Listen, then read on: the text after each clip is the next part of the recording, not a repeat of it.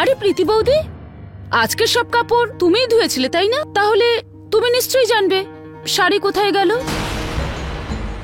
আচ্ছা, ওর মধ্যে কোনো দাগ টাগ লাগিয়ে ফেলোনি তো?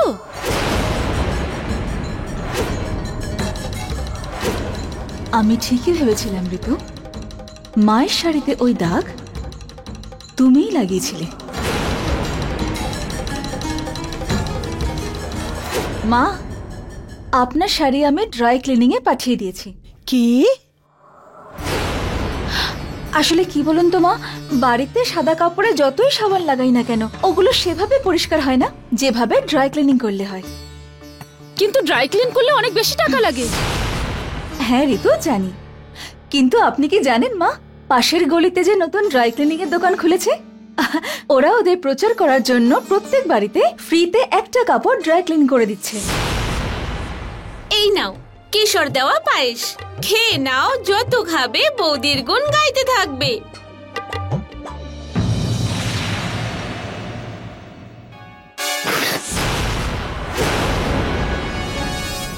আরে বাবা, এটা পায়েস হয়েছে না বিষ?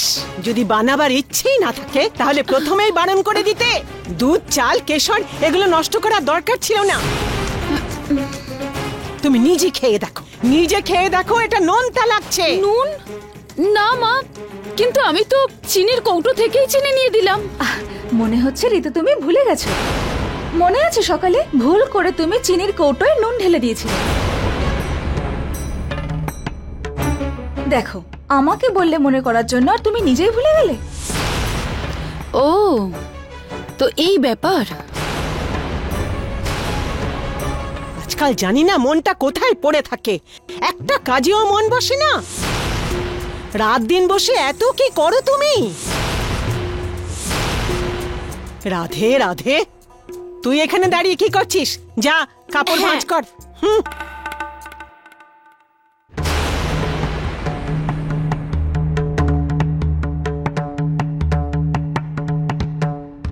ঋতু, আমার একটা কথা মনে রেখো, ভুল যেই করুক না কেন তাকে বারবার কেউ ক্ষমা করে না। সে কখনো না কখনো শাস্তি ঠিকই পায়।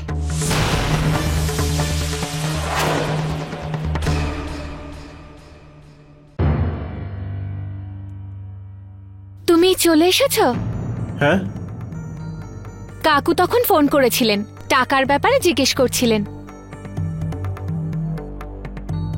কি হয়েছে তোমার? তোমার শরীর ঠিক আছে তো? হ্যাঁ, শরীর ঠিক আছে, কিন্তু ওই একটু ক্লান্ত লাগছিল, ব্যাস। তুমি বিশ্রাম করো, আমি তোমার জন্য একটু শরবত বানিয়ে আনছি। ঠিক আছে।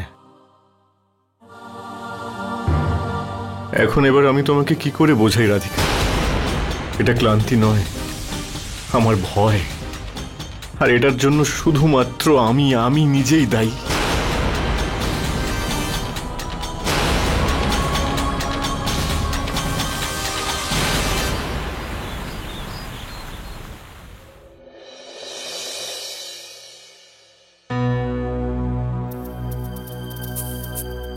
I really like this. তোমার এই ব্যাপারটাই আমার ভীষণ ভালো লাগে, যে যাই হয়ে যাক না কেন তুমি আগের দিনের সব রাগ একটা নতুন দিনের সাথে ভুলে যাও।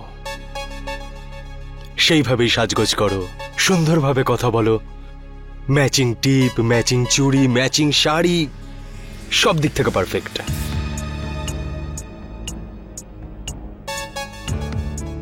খুব মিষ্টি দেখাচ্ছে তোমাকে, সিরিয়াসলি। চলো যাওয়া যাক। কোথায়? যেখানে আমি বলবো সেখানে। কিন্তু তোমার কোনো কিন্তু শুনবো না। স্বামী তো ভগবানের রূপ হয়, তাই না? এরকমই তো মনে করে তোমাদের কালচারে হাজবেন্ডদের। Come on. ঋষি, আমি ওই পার্টিতে যেতে পছন্দ করি না। You don't have a choice, sweetheart. আমার ধৈর্যের পরীক্ষা নিও না।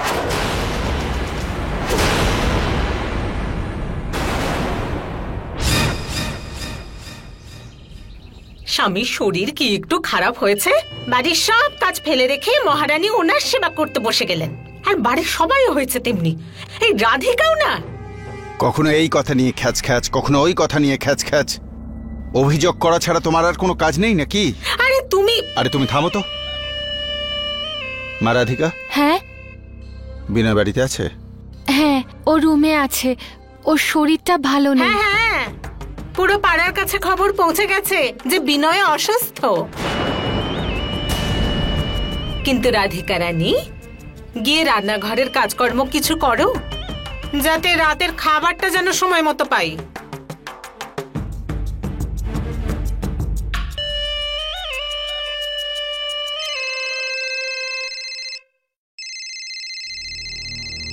হ্যাঁ শর্মা বাবু, আপনি বাড়িতেই চলে আসুন।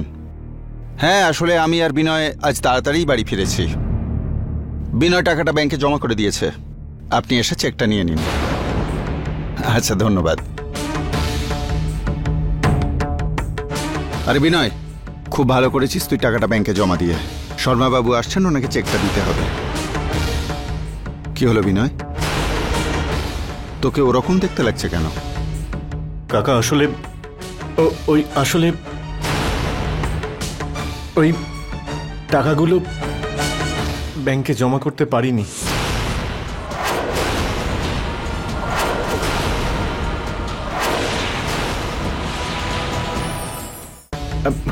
কাকা ওই আসলে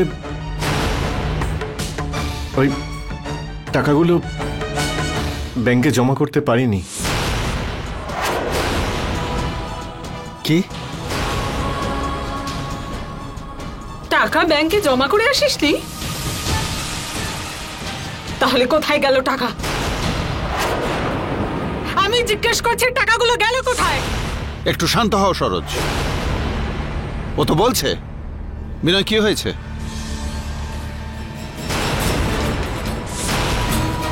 আসলে যখন আমি শর্মাবাবুর বাড়ি থেকে টাকা নিয়ে বেরিয়েছিলাম তখন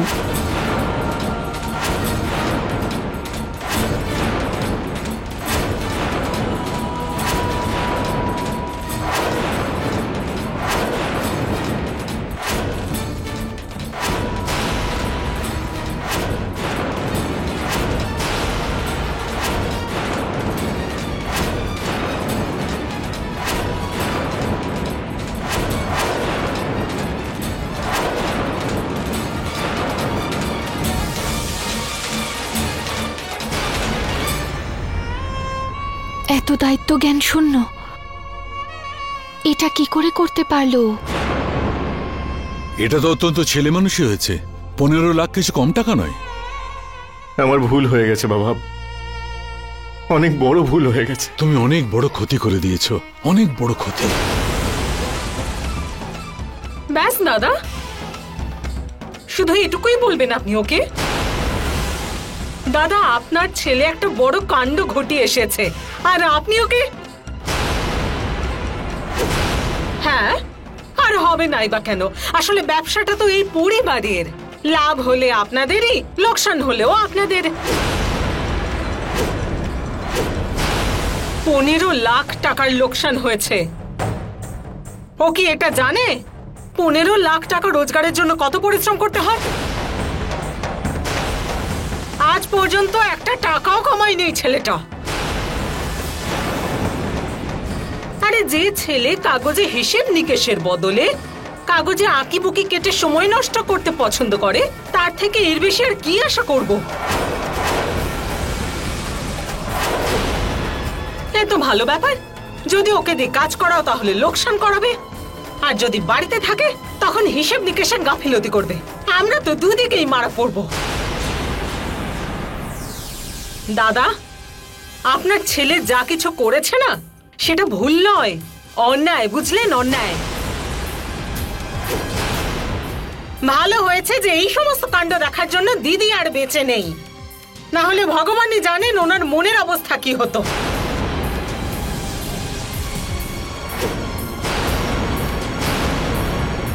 এত বড় কাণ্ড ঘটানোর পরেও ওকে আপনি কিচ্ছু বললেন না দাদা। যদি দিদি থাকতেন তাহলে এই ব্যাপারটা ওর কাজের থেকেও দিদিকে বেশি কষ্ট দিত, জানেন সেটা?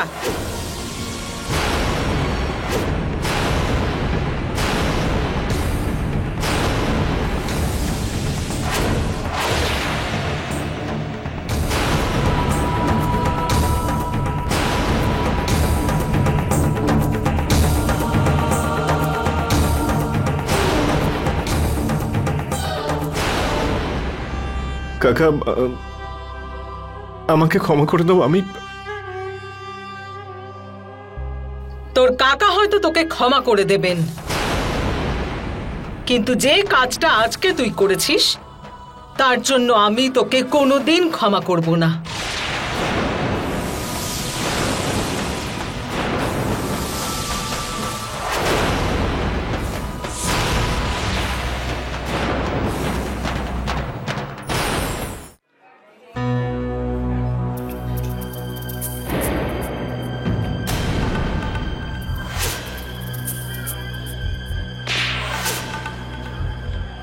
ঋষি, উনি তো সেই লোকটা। হ্যাঁ তো একটা কথা শুনে নাও, আজ ওনার সাথে ভদ্রভাবে কথা বলবে আর সবার আগে গিয়ে সরি বলবে, বুঝতে পেরেছ? চলো।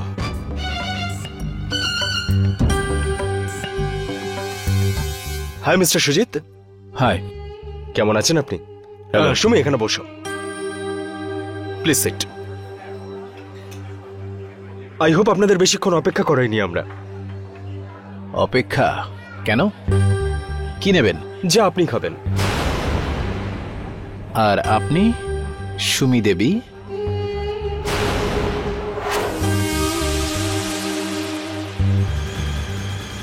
অরেঞ্জ জুস কি, তাই তো? সুমি। ওয়েটার, ম্যাডামের জন্য একটা অরেঞ্জ জুস আর সাহেবের জন্য একটা ড্রিঙ্ক নিয়ে এসো।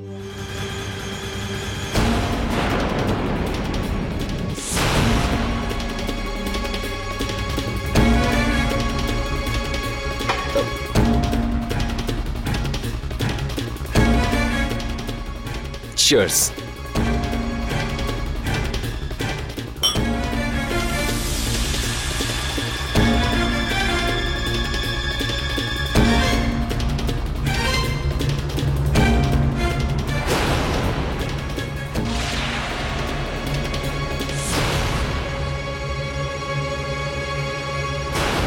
সূর্যকুমার বাবু, আমরা সমস্ত মিটিংটা অফিসের বাইরেই করতে পছন্দ করি।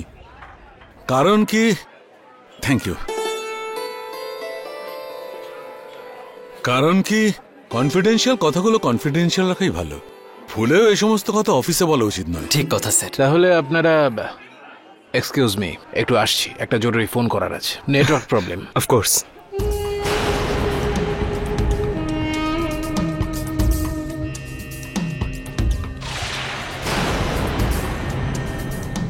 ভাই দেখো, এখনো তেমন কিছুই হয়নি। বৌদিকে বলো আগরওয়াল বাবুর কাছে ক্ষমা চেয়ে নিতে। একবার যদি উনি খুশি হয়ে যান না, তারপর সব ঠিক হয়ে যাবে। সুমি, উনি ফিরে এলেই তুমি কিন্তু ওনাকে সরি বলবে, ঠিক আছে?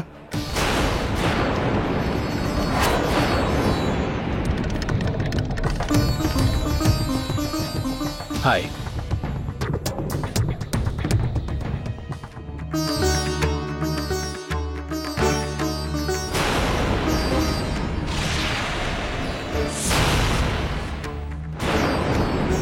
সো যেটা আমি বলতে চাইছিলাম, আমি সুজিত আগরওয়াল এটা কোনোদিনই চাই না যে কারোর কোম্পানি কেড়ে নি বা দখল করে নি। নেভার। ইনফ্যাক্ট কোম্পানি ওনার্স নিজেই আমার কাছে প্রপোজাল নিয়ে আসে যে আমি তার কোম্পানিকে নিজের কোম্পানির মধ্যে মার্জ করে নি। এটাই আমার বিজনেস, সেই কোম্পানি হয়ে যাবে আমার কোম্পানি। অফকোর্স।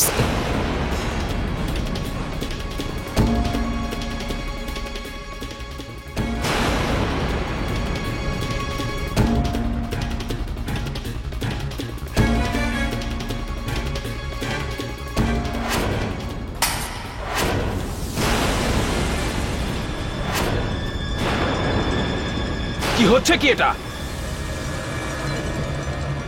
সুমি,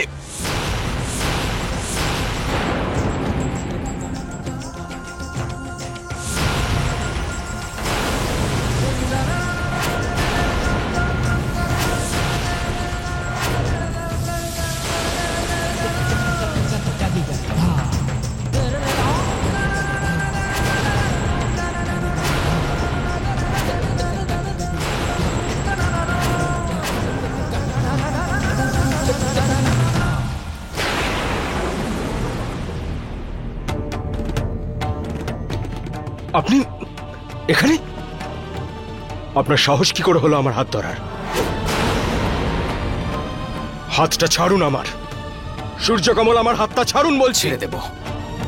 প্রথমে কথা দিন, সুমি দেবীর গায়ে হাত দেবেন না। উনি আপনার স্ত্রী।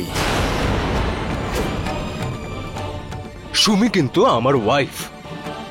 আমি আমার ওয়াইফের সাথে যেরকম ইচ্ছে হবে সেরকম ব্যবহার করব। এটা আমার ইচ্ছে। তুমি তুমি আমাকে আটকাচ্ছ কোন অধিকারে? এখন আপনি সজ্ঞানে নেই ঋষিবাবু। এই জন্য ঠিক আর ভুলের ফারাকটা আপনি ভুলে গেছেন।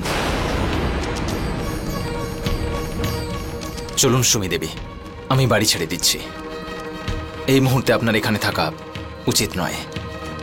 সুমি কোথাও যাবে না, শুনতে পাচ্ছেন আপনি? সুমি এখানেই থাকবে। You leave, just get lost.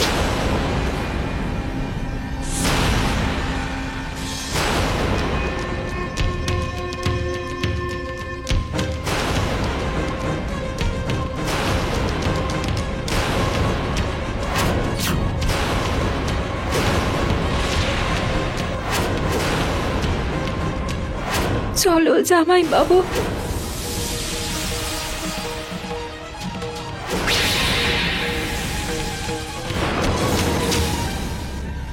Sumi, তুমি দাঁড়াও। চলুন। সূর্যকমল, এটা কিন্তু আপনি ভুল করছেন। সুমি, সুমি দাঁড়াও বলছি।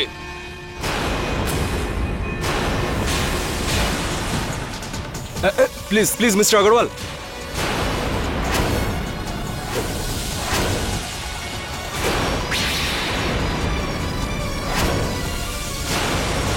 চলুন।